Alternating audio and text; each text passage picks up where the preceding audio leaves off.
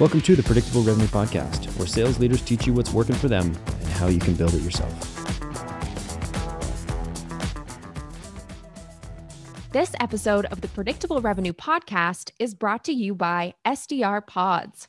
Learn how we can build you a fully equipped sales development team to execute on personalized multi-channel prospecting and book you more meetings at the link below. If you don't recognize the importance of revenue operations and invest in building it the right way, you're going to be stuck with stalled revenue growth, meaningless data, siloed communication, long ramp times for revenue employees, and human capital churn. I'm your host, Sarah Hicks, and today on the Predictable Revenue Podcast, I'm going to be chatting to two experts about building a RevOps structure to increase revenue and customer LTV. My first guest, Rachel Haley, has worked in the finance and tech industry for the past 10 years. She started her career at Hall Capital Partners in the portfolio management group, focusing on portfolio management, market analysis, and financial modeling. After Hall Capital, Rachel moved to Salesforce to work in the finance and strategy department. In 2015, she co-founded Claris Designs, which now has over 100 employees globally. Most recently, Rachel worked as a senior director of sales operations and strategy at Snowflake, where she helped the company grow from 300 people to over 2,000 and more than 10xing in annual revenue. Rachel's core focus is flawless execution. To quote Rachel, "I'd rather have a suboptimal strategy with flawless execution as opposed to constantly shifting strategy to fit a particular box." My second guest, Erol Toker, is the founder of Truly.co, the automation platform that makes manual data entry for your reps a thing of the past. He spent the last 8 years working with ops teams at hyperscale companies like Square, Wix, and ZocDoc, learning how data can lead to better or worse outcomes. Prior to entering the RevOps world, he was an early employee at product manager at Invite Media, acquired by Google. So, Rachel Haley and Erol Toker, welcome to the Predictable Revenue Podcast. Thank you. Thanks for having us here. Yeah, it's exciting. Yeah, very exciting. I'm so excited to speak to both of you. You're both experts in the field, the world of revenue ops. So the perfect place to start. I'd love to hear from both of you. Tell me what the importance of RevOps is to you.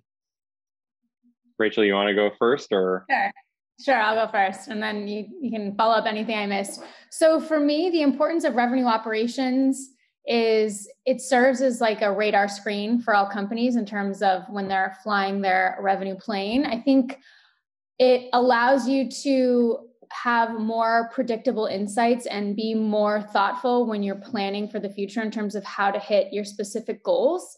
Allows you to be a little bit more methodical in terms of exactly when you believe you're going to hit these revenue goals, and then exactly at what time period you're going to be able to reach those milestones. So for me, I think it's like really a lot of the work behind the scenes that really helps the company grow and scale at a sustainable rates is done primarily by the revenue operations team. Cool. Yeah. So like my perspective on this. So my background, I come from a software background. I found myself in RevOps, and it just ended up like combining my passion for just about everything. But I come from a software background. So the way that I think about it is, you know, we've sort of read this to death over the last decade that software is eating the world. And I think we're super comfortable with that idea now today with disruption. You know, people are like digital, that's all standard. And I think we're very comfortable about it in the product world. But I think what we're seeing in RevOps is that those same concepts and those principles are coming inside the organizations, the systems and tools that the company has, right? Because what RevOps is the new evolution of what used to be sales ops and marketing ops, these like behind the scenes things. And now kind of when you think about it, the systems that these organizations are touching under RevOps are all customer facing.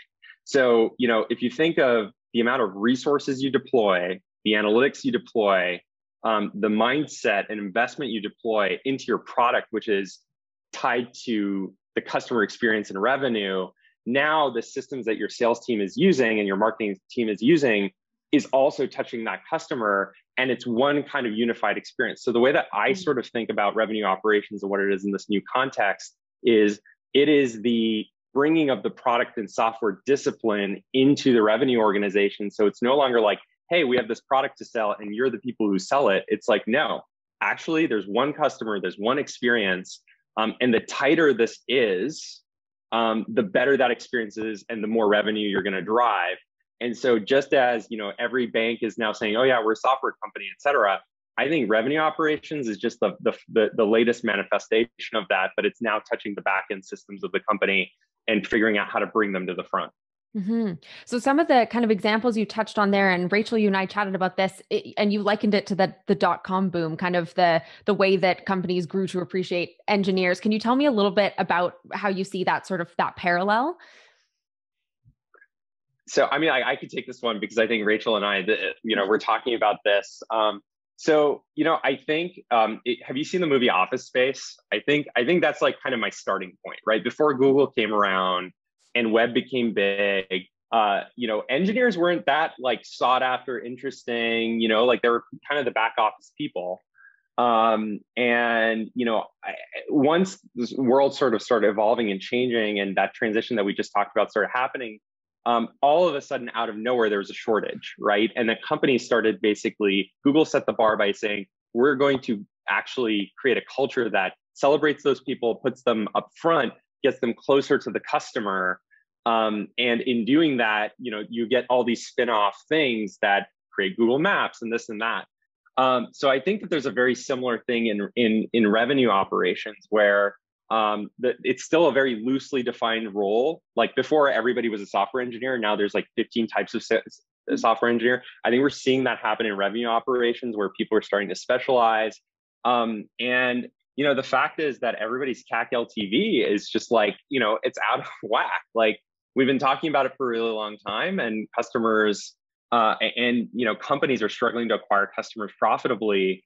And the only thing that's making it work, is revenue operations, is the investment in technology, is the investment in analytics and all these things. So I think that, as the world just keeps changing and markets get more competitive, what's that going to do? That's going to pull in talent that knows how to make sense of what's going on. And I think, like Rachel, I don't know how you'd put it, but your radar thing is the perfect analogy there, right?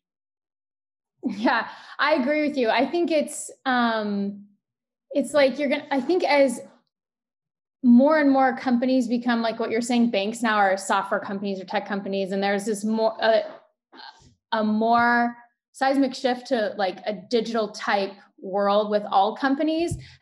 There's the increase for competition is just going to continue to grow. And I think companies are going to have to learn how to really set themselves apart in terms of revenue acquisition. And the way that you do that is through data analytics and operational excellence. So I think the more we can get on board with that theory, or the theory that I have, that's where we're trending, companies will now start to shift towards investing in those resources, A, with more money, but B, also earlier on, right? I see a lot of companies wait to do that. So I think they'll want to set that up in the beginning as a good foundation, knowing that that's truly going to be their competitive advantage if they can get it done well and correctly earlier on. Yeah, I mean, I think. Go ahead. Yeah. Yeah. The only thing I was going to add there is, it's interesting you say that.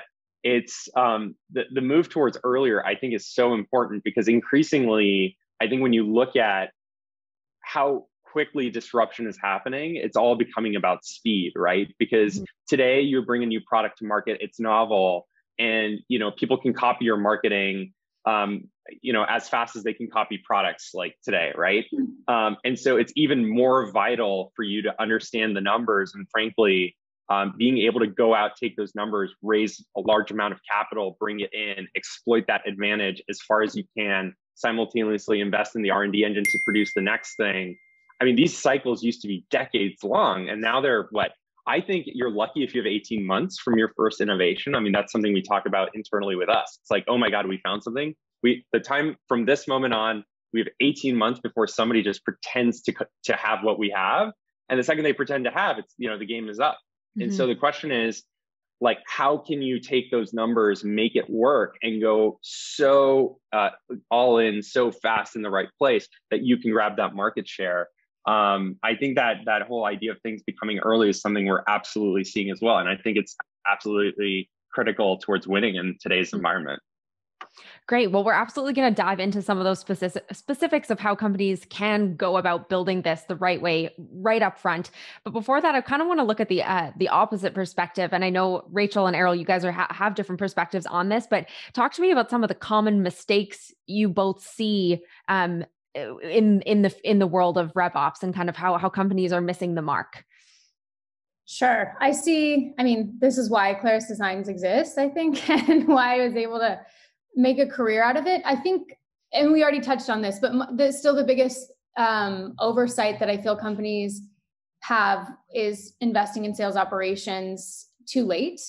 Chris, I talk about this a lot, actually. So Chris Degnan and I, Chris is the current CRO of Snowflake, and he and I would always discuss how he wishes that he would have invested more resources earlier on into sales operations, revenue operations at Snowflake. And I think the big thing that he and I discussed was not only not building out that team sooner, but not bringing in more senior leadership earlier on. So Erol was talking about this also, that revenue operations, as it continues to evolve with the company, it's going to be seen more of a strategic pillar to the revenue generating arm, meaning it's going to have a seat at the table. I wouldn't be surprised if there is a C-level title that, maybe still reports to the CRO, but it's something a little bit more elevated than the VP, SVP roles that you commonly see today.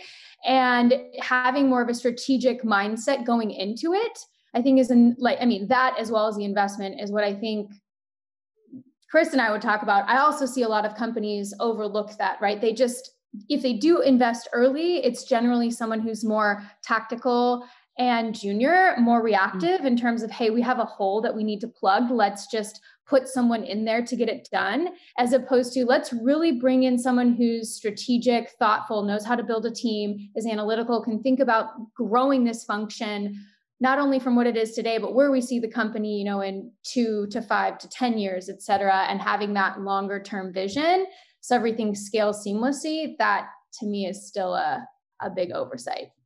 Right. And you've worked, of course, from large public companies right down to startups. Do you see the same types of issues on both ends of the spectrum? Yeah, absolutely. Public companies say we should have done this, 10 years ago before we were public, and startups say that they don't have enough money to really invest in that at the time. So well, you're just where Snowflake was 5 years ago, right? Or Salesforce was 15, 16, 17 years ago, et cetera. So I do see the same mistake. It's tough. It's tough to secure. Well, I think that's actually changing in 2021 specifically. I've seen a lot of startups actually, they're securing funding and board support for operations leaders and teams before they even hire a sales AE, which I thought was incredible. So that's very new. That's a very, very new one. But, historically, yes, I think it's been hard to sell board members on an operations function, right? Because it's like you're either shipping code or building code. Erol, this, working with your investors. So it's really hard to build the case to say, actually, we need to deploy 5% or whatever percent of our last fundraise to building out this more operational strategic arm. It's not directly selling. It doesn't have a quota, and they're not directly building code, but we need it for the infrastructure. So, but I think that is hopefully changing. And I think just to extend that, it's totally right. I think, my mistake that I was going to cite is that, revenue operations is this weird support role, right? It's this reactive support role of like, I need you to add this field. I need you to pull this report, whatever, as opposed to being an independent function with an independent mandate, which is, it's your job to kind of oversee these key business metrics, right? Help us understand what they are in the most proactive way possible, and then drag them in the right direction. Like, tell us how you're going to keep our CAC LTV like this when we're going from X million ARR to the next one. And you're going to actually have ownership of that rather than, helping sales figuring out how to pull a report that tells us what the CAC LTV is. Mm-hmm. So I think that's like probably the number one thing. Now, from a company formation, go to market, I think that, the market today is very different. If you're building a company today, on the one hand, it's never been more competitive. It's never been more saturated and boring. And so like everybody has exhausted the go-to-market in terms of just hire SDRs and throw SDRs at it. That is no longer a viable competitive strategy. And so what I'm seeing in the early stage companies is they're saying like, no amount of money we raise is going to fundamentally change this equation. The only thing that changes it is systems. And so that's one of the reasons that from an investment perspective, if an investor is looking for what's the model that's going to work here, and the answer is it's not more people. Like that is, I think that is very quickly, that is widely becoming known as a strategy that's not going to work. And I think that's another reason why RevOps is coming to the forefront. And I'll just give you a few examples. Like for us, we try to make that model work ourselves at various times in our company's life. And every single time we A/B tested against automation, great copywriting, just the fundamentals of business, it beat people, you know, and we're still early in it. Like we're in the millions of ARR, like early in the life of our company. But I mean, we live in an age today where you can book a meeting with a Fortune 100 company by sending a cold email. And I know that that's true because we're doing it. Like a cold, unpersonalized email is booking those meetings. So when you look at that, you're like, how can we not invest in RevOps? You know, how can that not be the case? So that's my perspective on that. Right, absolutely. And what do you think the kind of negative impacts are? Because we've talked about a couple of these kind of common mistakes. What is the business impact that is occurring as a result of these issues? Rachel, you see more of them. No, I mean, okay. I mean, there are so many. It's one of those things where it's like hindsight's 2020. Like, gosh, it's like if you own like a particular security, let's say an asset class or a stock, and then you want to sell it at $10, and you're like, okay, I think this is a good investment. I bought it 10x ROI, and you sell, and then the next day it jumps to 30. Well, like, okay, yeah, obviously you could have made another 20x ROI on your investment, but you didn't. However, if the next day it plummets to 0, you'll think, wow, that was really smart of me to have done that, to sell at the time that I did. So it's one of those things where if you don't invest soon enough, like the opportunity cost is something that it's really hard to see until you've already missed the mark, if that makes sense. So what I see happening with companies, these are a few that I consulted for in like 2015, 2016, is they were scaling really, really quickly. They hit the, 5, 15, 45, 50 million ARR mark quicker than normal. I would say like in less than 6 years, which is pretty fast. And then they stalled. And then once things were stalling and they had 3 consecutive quarters of missing their revenue target, and, executives were fired, they had a massive layoff. It was at that point we were like, oh, I think that there's an operational issue here.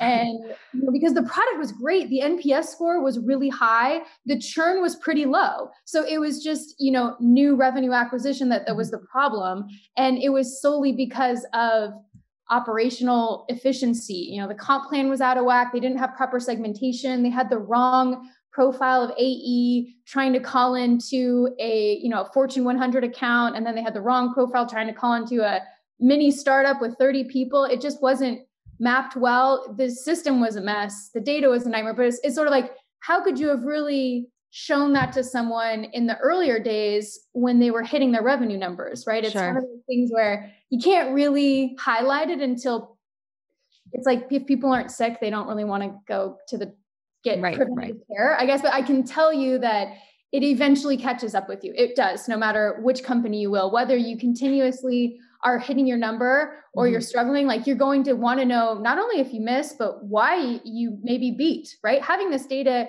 and infrastructure is important, whether you're doing well or struggling. And so I think in terms of your original question, what you can avoid is having that stall, right? And you can usually get to these milestones that you have set out more quickly, as well as more cost efficiently and sustainably. So you can, but it's hard to say like, oh, well, we wouldn't have gotten there if we didn't have this, unless you already fail. But what I see, it's like faster time to your goals, faster AE time to ramp, better overall profitability metrics, just like overall benefit to your bottom line. So here's the thing, like, really question for you, Rachel, like, I think there's so many examples of that happening, like even in the public markets. Like if you look at New Relic has had those guys are, they've made lots of 100 millionaires, billionaires, whatever. Yeah. And they've had an awful year because they figured they lived that and experienced that later in life. I can tell you my company, like in the earlier stages, live that very early stage. Like at some point, the show, it just totally depends on your company, the market you're in, the competition, but the show is going to end at some point because, like most startups win or companies win in spite of themselves. And then one day they can't, like they actually have to, the market catches up and then you're in trouble. Yeah. So here's my question to you, Rachel. Like, I think when you're like 10 people, 20 people, and you're like, man, I have to make trade-offs in resources, and money's tight and this is so hard. Like I get making that trade-off, but like at 21, 30, 40, 50 people, I'm like, you don't have enough money to figure out like how your business works. What's up with that? Like, what are the things that people tell themselves where you're talking to them and it's like, you're just kidding yourself, buddy? Is it that they just like, they think that they're so special that it's not going to happen to them? Is it that like, what are the stories that you see people telling themselves when you're interacting with so many people? I think it's more along the lines of things are going well. So why would we deploy or like reappropriate capital from this team that's hitting their quota or this team that's building the product and improving the product to this other team that's just going to make sure we keep doing that? Right. It's like the opposite of sunk cost fallacy. I don't actually know if there's a term for it, but if you are super healthy or things are going super well for you, and I say, okay, I know that they're going super well for you, Erol, but one day you're going to turn 50 and your metabolism just isn't going to be what it used to. You're not going to be able to eat donuts every day. I'm telling you this now, like you should probably invest in a healthier lifestyle. It just doesn't really resonate because it's not a reality at the moment. So that's what I hear a lot. It's like, well, we just got a revenue number. Like, why don't we just hire more AEs? Like it's working fine. But there's companies that, right, billion-dollar companies like Peloton that basically market to you and convince you that you need to get on, your rower or your this or that, like today on your bike. And so this brings up another question, which I don't know how you feel about it. To me, this is all like a marketing problem. I feel like RevOps, going back to the office space thing, it just has this like negative connotation. Somebody needs to make RevOps sexy, is what you're saying. Yes. I mean, I don't think we need, like, it needs a billboard, but it certainly needs a few champions who say like, look, we couldn't have done this without it. And I think those exist out there, right? I mean, I was just reading Expensify is $1 million an employee in terms of revenue that it books, right? There's all these companies out there, and I think they're hiding under the product-led growth, like sexy umbrella, but there is no product-led growth without a really awesome RevOps system behind it, right? Because that's like they're using product to build a funnel of leads coming in, and then those are being distributed in all the right ways to the right people. So, why is nobody talking about that is kind of like one of the sad sort of things that I haven't figured out yet. I don't know if anybody has any opinions on that, but I think it's just like, this is a marketing problem. I don't think there's a substance problem. It's inevitable that these things are going to happen, but like, I don't really know why it is the way it is today, other than the market at some point is going to force it to, be recognized for what it is. Yeah. I think the parallel that you drew there with Peloton, I feel that the issue is that Peloton can draw on some insecurity that people feel. But if people are flying, they're raking in the cash, this entrepreneur is making all that money in spite of their lack of process. There's no insecurity there. If you could poke out like, hey, but you don't have a great process, I'll be like, that's fine. I'm still absolutely smashing my revenue targets. So how do you make it like that, the risk weigh highly enough that you can kind of, dig out something in that entrepreneur, that, VP, whoever's making this decision and say like, okay, but this is something you need to set up now. I mean, I think, go ahead. Yeah, go ahead, Rachel. Well, I was going to say, I don't know if I haven't been able to solve the risk element of that equation. Normally what I say to them is like, yes, but what about even better targets and even fast? I mean, you can always do better, right? It's like, we just hit $1 million in 3 months. Well, what about in 1 month, right? Or like, what about 10 million? I mean, you can always do more, but that's a harder sell because it's not as tangible. And it like risk definitely ignites a fear in people, and people definitely react more to fear versus the promise of something even better if it's already good, right? Because most people want to mitigate risk. Yeah. So I have not been able to figure that out yet. I've just always tried the opposite argument, which works okay, but it's really not, because it's like a bird in the hand, right? Kind of a thing. So they're like, well, this is okay, but we're really happy just with the goals that we are meeting. We don't really believe necessarily that if we implemented this, we could hit it twice as fast or 3 times as fast. So I don't really know the risk element. Erol, do you know anything? I mean, like, I think without this getting away into a marketing thing, I think what it goes back to what drives people to get on the Peloton, and it's a million things. It's cultural. So, you know, you see Chris Pine in a movie and like very clearly he looks a certain way, and it's probably not like me with my dad body, right? So that's like one source of insecurity. The other insecurity is like, is the fear of the future, whatever. My point is that there has to be a broader narrative that this RevOps thing fits into. It by itself is not going to get there. I think product-led growth is a really good example of that, right? Like that's really hot. That aligns to the things that investors are looking for. And I think one of the challenges like that I see in all these RevOps communities, I keep talking to people, it's like the way to make this strategic is actually really simple. Stop talking about servicing internal people and start talking in the context of the customer. Yeah. Because if you stop talking, so here's a really good example that I brought up, right? We run this product management course for RevOps now. It's been really, it's early, but it's been really successful, really popular. And one of the exercises we go through is like, hey, everybody and their mother runs a CPQ thing, right? Everybody knows kind of really what CPQ is, at least listening to this podcast. And it's like, how do you position CPQ in your organization? Like, what's the point of CPQ? Well, the old unsexy marketing way is saying like, oh, we're going to make our reps more efficient and our data and Salesforce more consistent because their way of ordering, and we're going to stop, unhappy customers and confused customer success managers. That's what we're going to do. The antithesis of that is saying like, hey, you know what CPQ is? It's checkout. We're solving checkout. There's this company called Amazon, has like a lot of B's in its valuation, that like invented and patented this thing with one-click checkout. And so like, how can we as an organization take this like B2B thing, which is boring and stuffy, and align to that experience, which is what people expect?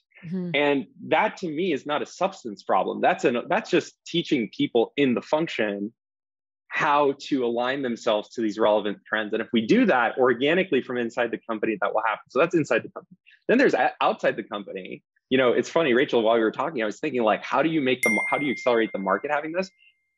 You talk to company A and they're not interested, go talk to their competitor, because the only way to get company A doing it is to go say, hey, not a bad move. I have an arbitrage opportunity for you. These people over there, there's a lot of hubris.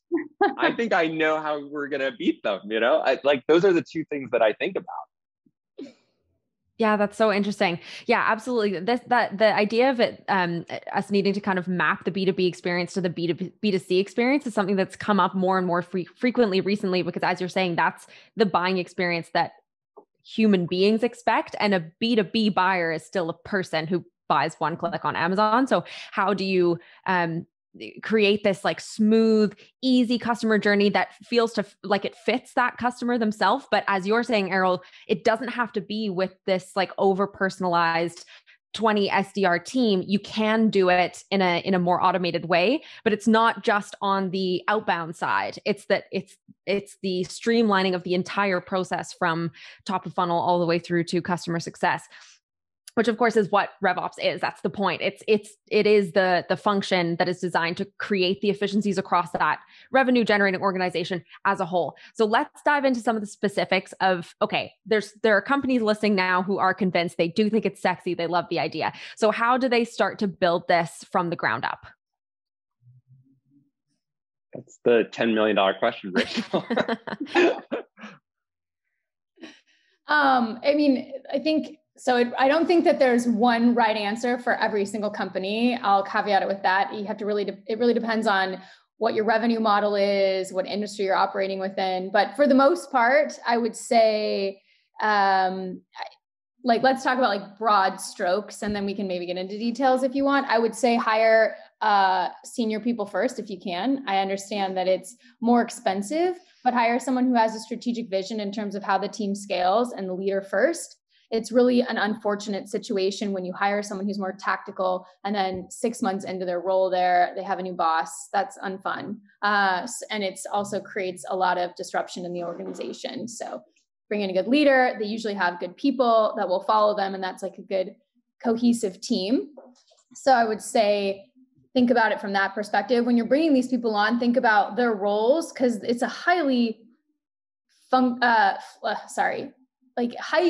fluctuating type of team, generally, depending on how fast the company is growing. So these individuals who work within the revenue operations team have to be growth oriented, because a lot of the times, if you're really growing super quickly, the job that you're hired to do today is very different than the job you'll end up doing in 9 to 12 months. And so learning how to either coach and develop those people into the new roles is something you're gonna have to figure out, or like how you're gonna continue to hire.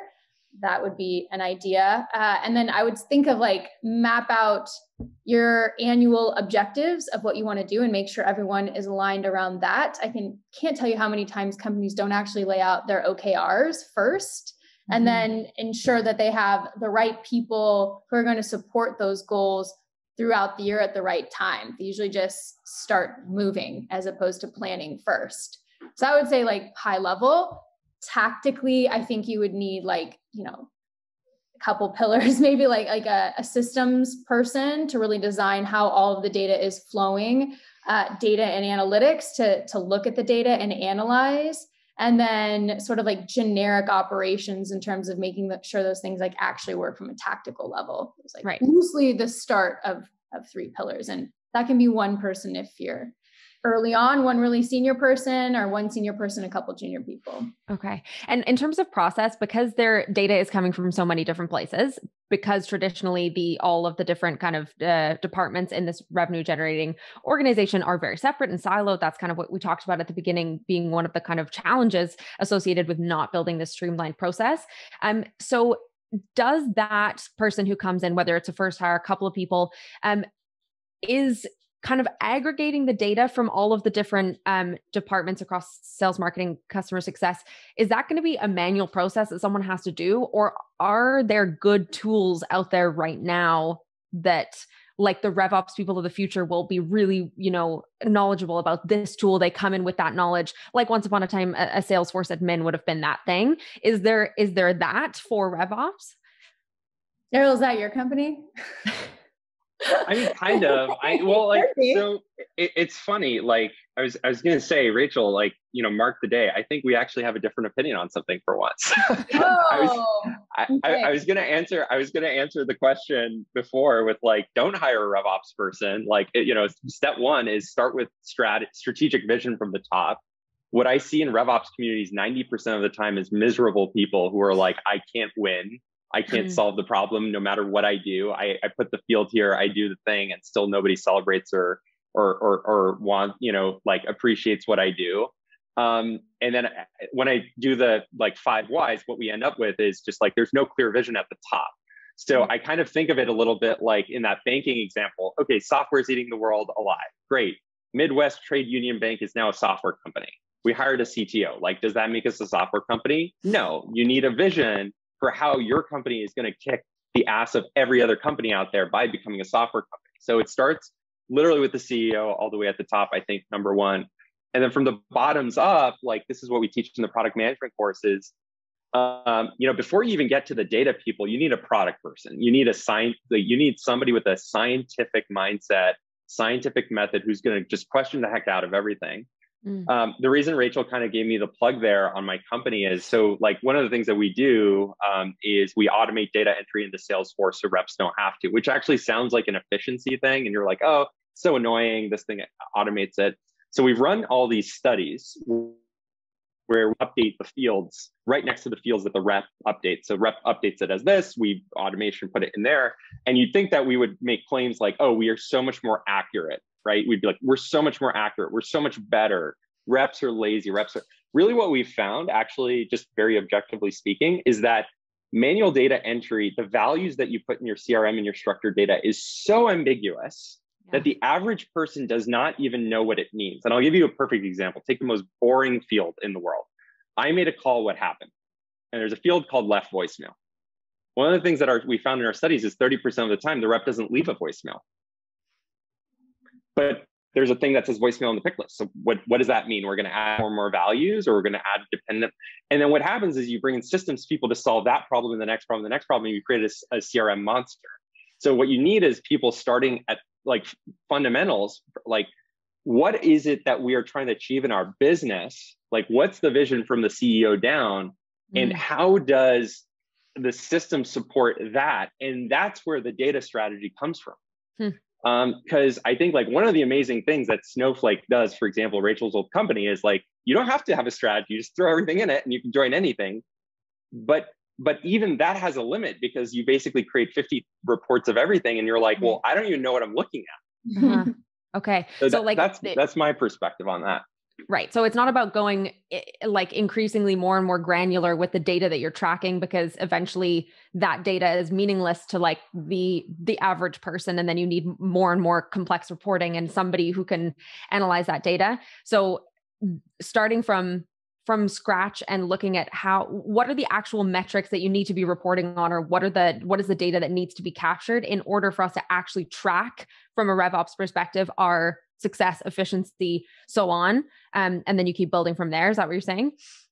Yeah. So I think like the metrics, so for example, two really easy metrics or frameworks anybody can take away from this call and apply tomorrow to help them at a tactical level is this. For example, from a RevOps perspective, it's automation and insight. On the automation side, the engagement driver you're looking for is identical to the engagement driver in a product management org, which is, are people using it? So it's a positive engagement driver, or are people not using it? Negative engagement driver, meaning like we automated this so well, nobody comes back to double check if it's working or not, right? So it's one of the two. Are they using it every day? And then on the insight side, what I say is like, put it for every dashboard or report, do the following audit. Based on each chart that you have in the dashboard or the sum of the charts, tell me when this chart is in what state, what is the immediate action that you take without question. That's how you know your data is good. It's like when you're driving your car, you look at the speedometer, you know exactly what it means. You're like, I'm speeding. I know I'm speeding. I'm in a whatever zone. Oh, I'm in a children's, playground zone. So I'm going to slow down. Don't go like, oh, that's a directional indicator. Now I'm actually going to go measure my speed. Like that's not how data works. So those are the two frameworks that I just say, like, if you go apply that tomorrow, I think you're going to find like, man, oh man, can we drastically simplify some of this stuff and take it back to like 2 or 3 numbers? So that's just kind of my thinking on that. Okay. So my original question, and I love the tangents that we went on, not knocking it. But we were talking about, is there like a tool that either exists now or that we think is coming in the future that is going to be the thing that aggregates it? What do you think? The answer is no. We just simplify with the tools that we already have. Well, I mean, that is kind of what's like a central database would do, like a Snowflake or anything else. Ideally, that's what they're supposed to solve, is aggregating all data from all parts of the customer journey into one database. I mean, all data in general at a company should be stored in one central warehouse. So a tool like that, I think it's less about getting the right specific tool set up, but more about sort of like, and Erol, actually, I do think we agree on the hiring, because like my thought was bringing someone in senior first. So it's making sure you have the vision of how all of these pieces flow together and making sure that they're all like aggregated in terms of like some sort of seamless process. If you hire someone to run all of those functions first and they set out with the strategy, normally there's not a need for that to like a collection, right? You build it all aggregated to begin with. So I'm not really sure if there's a tool like separate than a central data warehouse that would come in and aggregate all of these different disparate pieces of the revenue lifecycle that I can think of. I mean, so here's the thing that nobody knows. 90% of the sales tools out there that say reporting in Salesforce sucks, we're going to ingest it and give you better BI. 90% of those tools don't have a database size bigger than your Salesforce instance. Right. So that means it's not a data size problem. Like once you're at petabytes and you're like, oh man, are we joining like how many times people go in the checkout cart and then go update their bank account, and how many times do they sign up? That's you're like in a whole different world. So I think like, is there a tool that does that? Salesforce does that. I think the problem is people just don't know what to do with it. Mm-hmm. You know, like we're not in the scale part of the equation yet. You know, like people can't even report on, you know, how many stages their opportunities progress today. Mm-hmm. And and Salesforce does that. I know because I was busy like programming a third-party database to work off of Salesforce. And then I had this epiphany. I was like, this is so silly. Like, can I just make Salesforce do that? And then that changed my life because I was like, okay, Salesforce can do all this stuff. And it really can do all that stuff. So I don't think that what's missing in the market is like this magical data layer of all that stuff. And I think that there's tremendous value to building a data lake.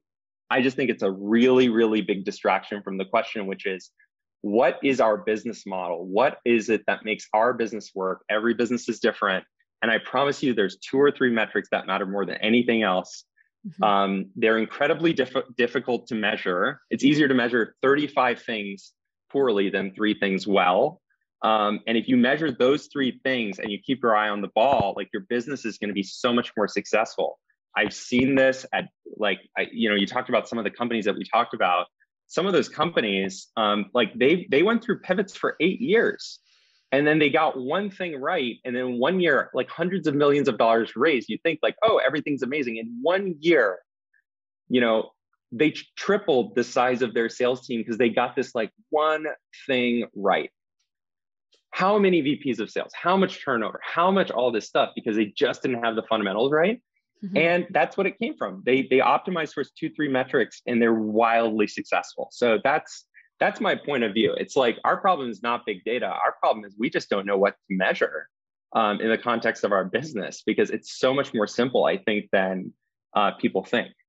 And that's not that's not me and my business context. That's what I've learned from all these businesses that have gone from like 5 reps in a division to 500 in 1 year.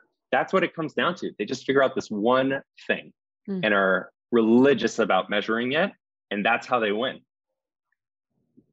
Right. And that's what RevOps and focusing on RevOps and kind of investing in it right off the bat is going to allow you to get to quicker, because either way, there's no silver bullet. We can't tell you now what that one thing is for your business. But if you can set up the process that will allow you to do that kind of investigating right off the bat versus kind of coasting along and succeeding in spite of, lack of process. That's how you get there quicker. Okay. So we've touched on a lot of the kind of benefits, of course, around, getting to your goals quicker, not having to hire as many salespeople to get to the same place revenue-wise, customer acquisition costs going down because you figure out exactly where you should be spending your money. The other side of that, and the other thing that was in the title, is of course the LTV. So talk to me about how RevOps improves LTV. Go ahead, Erol. You go first. I just think it's pretty simple in the sense that the better you understand your customer and the more you can educate them and stay relevant and know when there's a problem, proactively reach out. Like those are the drivers of LTV, besides the fact that hopefully what you've built is pretty useful. Everybody who's done any kind of retention knows just how sucky retention is, because there's always a problem and you're always reactive, and they tell you the problem like right there and then, and you don't get the big picture and what's kind of going on. What's interesting is retention people are starting to use product tools. So we were before talking about things like Mixpanel in the product world for measuring user engagement. That's now sort of broken the barrier between product and engineering into RevOps that way. So, I just think it's the same answer as kind of before. The better you understand your customers and your users, and the better and the more relevant your message can be at the right time in front of them to help them, the longer you're going to retain. And there's nobody to do that except RevOps. Like RevOps is your bastion for that. I think there's no better place, I think, to start investing and seeing ROI. Yeah. That's what I can't really add much more other than it, churn, retention, lifeblood of a SaaS company. You have to get it right. It doesn't really matter how much is coming in top of funnel if it's leaking out. And having a team dedicated in terms of customer service and like Erol mentioned in the beginning of the podcast, positioning revenue operations as someone who is like almost like an ambassador or like this layer that serves between the company and the customer, another customer facing type of strategic arm. It only is going to increase the strength within the company. They're going to get more feedback in terms of what actually keeps a customer on long term and what, is really driving that retention. So I can give a case study of a company doing this. That is just phenomenal. Actually, 2 companies doing this in our portfolio of clients. So here's the kind of here's the kind of engagement they engineer with RevOps in terms of the experience. So the idea is you buy this product, you use the product. There's an opportunity to cross-sell. They monitor your product metrics based on the behavior inside of the product. It automatically creates an opportunity. And then in that opportunity, it creates a task. And the task says, we want you to call this person and introduce yourself. Nothing else, like no selling, et cetera. So you call the person and then hopefully you get a connect. If you connect, you introduce yourself. And it triggers a follow-up task 2 weeks from now to say, hey, I noticed your usage kind of looks like this, and I wanted to give you an opportunity.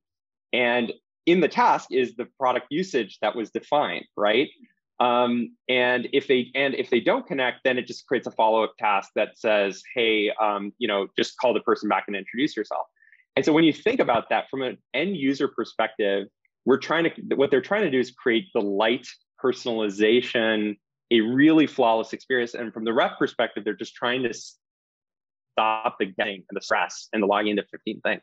So when you're thinking about how does RevOps enable scale and a delightful customer experience and revenue, I'm like, oh my God, that's kind of that was one of my biggest aha. This is going to be huge moments of this is the future of sales. And yeah, like again, those 2 customers have account management as one of their biggest profit centers in the company. They don't even deal with retention. They deal with expansion. Mm-hmm. And what about a services company? Every services company is going to be a product company at some point. Like I don't know. Honestly, Rachel, you'd know better than me with that. I think the same still applies in terms of understanding follow-up cadences and what like touch points and just having all the data at your fingertips to facilitate customer facing conversations whenever needed. I mean, for us specifically with consulting, it's kind of a similar process in terms of we have a lot of data that shows us what projects we've done for companies, how that impacted them. So it's like, oh, well, when we started working with you, your pipeline generation was, 2x your quota coverage. Now it's a 5x, or your close rate it was at 10%. Now it's at 25%, et cetera. So, by doing these things, we've helped to create efficiency and actually improve your bottom line. Or, when you hired our outsourced division, your SDRs were spending, 20% of their time on this particular manual task. Now they're spending 10%. So maybe they can take on additional quota. It's really just being able to aggregate all that data and be able to have a very thoughtful, strategic conversation with your customers for additional expansion opportunities and to maintain that point of contact and relationship long-term. Right. So obviously with a product, you have a bit of an easier job automating some of that data because you can see the usage. But on the services side, you've got to really track your impact. That's the data that you've got to hang on to. And that is a bit, maybe different than what some services companies are doing now, where they just like do the thing and then go like, how did you see the benefit? Like, and track maybe one metric that was just like more revenue at the end of the year. Yeah, good job. We did a good job. So you've got to get kind of granular in where you had those impacts so that you can draw on that data and use it, as you're saying. Right. Make a case for yourself, or customers will be very quick to churn. Okay. Awesome. Yeah, absolutely. The other piece that we talked about early in the episode was human capital churn. And that is such an interesting topic that Rachel and I are actually going to do a whole other episode on it, because we really thought it deserved a lot of time spent talking about how to find the right people to slot into this, both RevOps and the kind of whole revenue generating org as a whole, and then how to keep them. So please keep an eye out, guys, for that one coming, because of course it tacks on very well to all the topics we've covered here. When we're talking about, increasing LTV, increasing revenue generation, all of that kind of stuff. But thank you so much to both of you for coming on the show together. This was really, really interesting. It's so amazing having two different perspectives on the same topic and kind of giving all that color, filling in those gaps, product side, service side, all of that kind of stuff. Yeah, thank you so much, you guys. It was a pleasure having you on the show. Thanks for having us. Yeah, thanks for having us. Super fun. Awesome. Well, thank you guys all for watching as well, and we'll catch you next time.